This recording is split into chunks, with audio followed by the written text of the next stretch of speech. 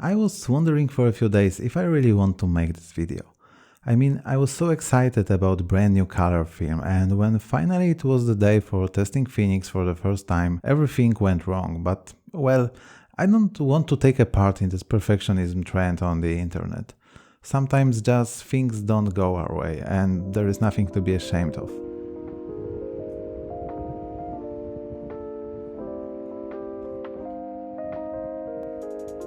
So like 2 weeks ago was the first sunny weekend for a long time, and I had the role of Harman Phoenix waiting for its turn, so everything matched up just perfectly. I took my DSLR to record high quality backstage and not even a single clip was in focus. I didn't notice it because the sun was so strong that I could hardly see anything on the screen, and I didn't have any problems with this camera before. But well, I didn't finish the roll that day, so I went to the same places on the next weekend to record the backstage one more time and to expose the rest of the film.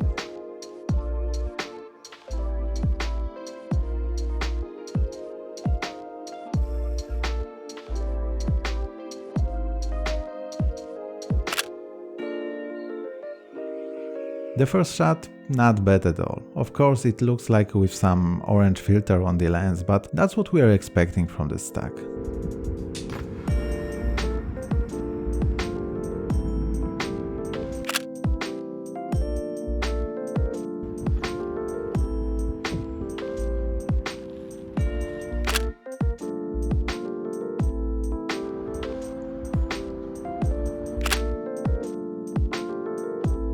So far Phoenix is very contrasting, and that's also not a surprise. The lack of the orange mask on the negative may cause those characteristic colors, but here everything depends on scanning. Probably that's why shots made by various photographers are so different. My scans are straight from the lab and I didn't fix anything because, to be honest, I like this vintage orange vibe.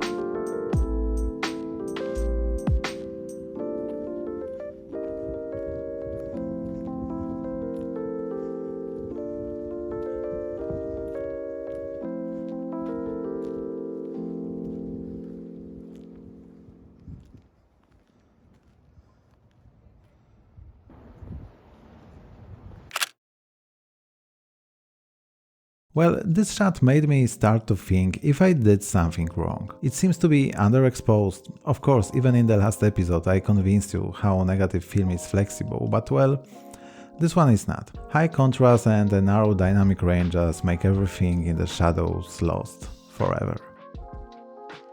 Like here is the same building, but the scene is evenly lit and everything looks much better.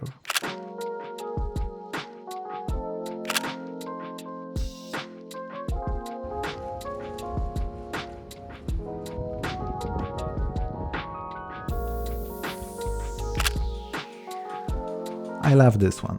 When the light is soft, Phoenix performs just brilliant. Exactly how I expected. Analog, cool vibe like in old horror films from the 70s or 80s, which were quite common in Poland or actually in Eastern Europe generally. If it wasn't for those beams and modern graffiti, this shot would look like it was done 40 years ago.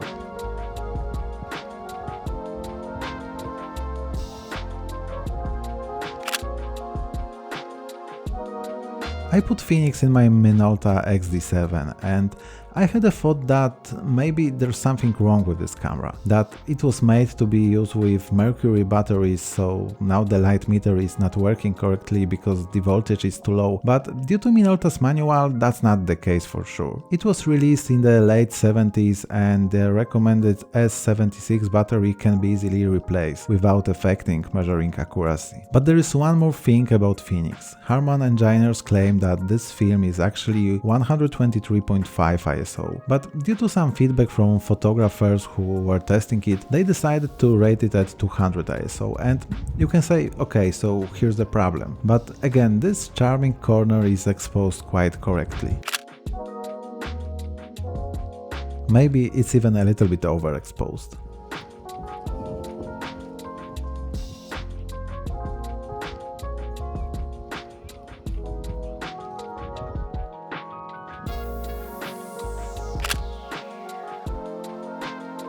Well, Hylation, I don't want to name it a can. I mean, I'm not into this effect in daylight shots, but let's say I can tolerate it. It's not like very distracting here on this boat. Looks like this mystical glow from the Pulp Fiction suitcase. But sometimes it can ruin a shot easily. There is something special about Phoenix. I mean, I can visualize how a shot is gonna look on Portra or Gold, but here everything is unpredictable.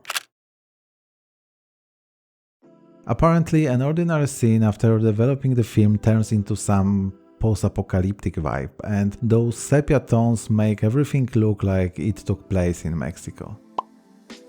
Just admit it, the only thing missing here is Tuco Salamanca.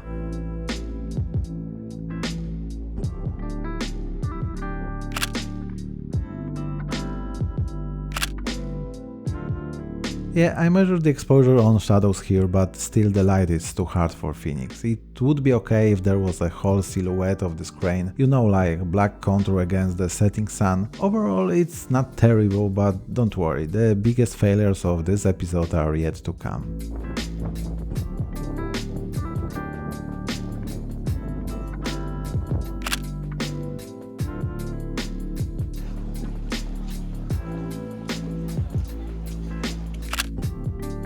Well, I like this one. Despite the bright sky and mixed light, the shadows are not just a dark stain. Phoenix looks exactly the way it was announced, so like no other film on the market, with its own character. Even the grain is not overly distracting.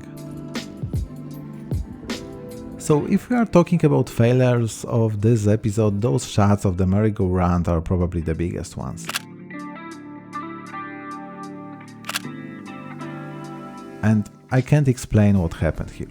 I mean, okay, the first one, the camera could be tricked by the sky, which covers like half of the frame. I don't really think that those lights on the carousel might mess up the exposure, because there was still a lot of daylight. So, don't know, maybe it's some problem with Minolta indeed, but it's not like every shot is exposed incorrectly, or it's just a result of inaccurate measurements mixed with Phoenix dynamic range, or it's just Phoenix. It's like I haven't had problems with Minolta before, but on the other hand, I saw a lot of great pictures made with Harman film.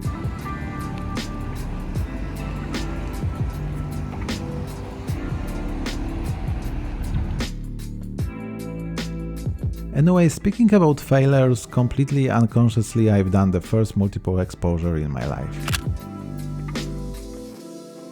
And I believe those would be the best shots of the roll.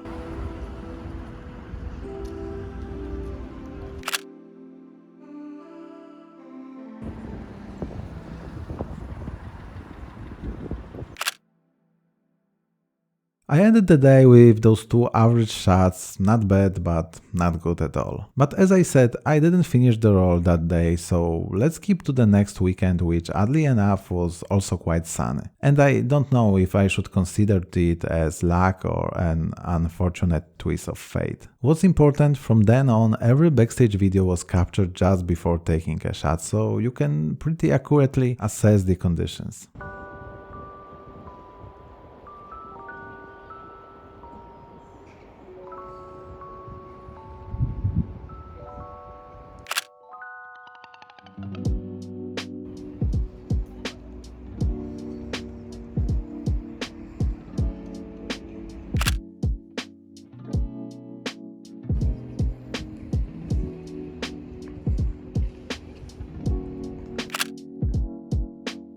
And nothing changed during the week. It's still orange, it's still contrasty, like in old Soviet TV, just be thankful you have any colors and f*** off.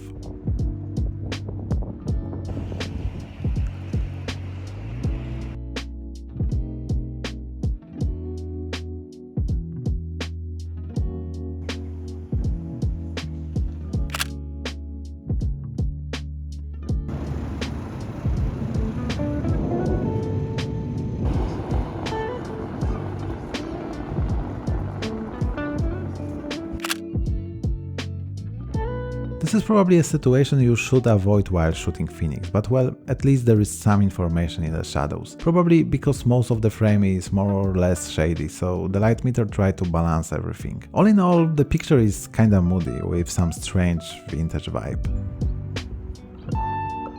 I set the exposure compensation to add 2 stabs of light while shooting against the sky, and it worked quite nicely. The good thing was that I forgot to change it back, so the last 3 photos were overexposed.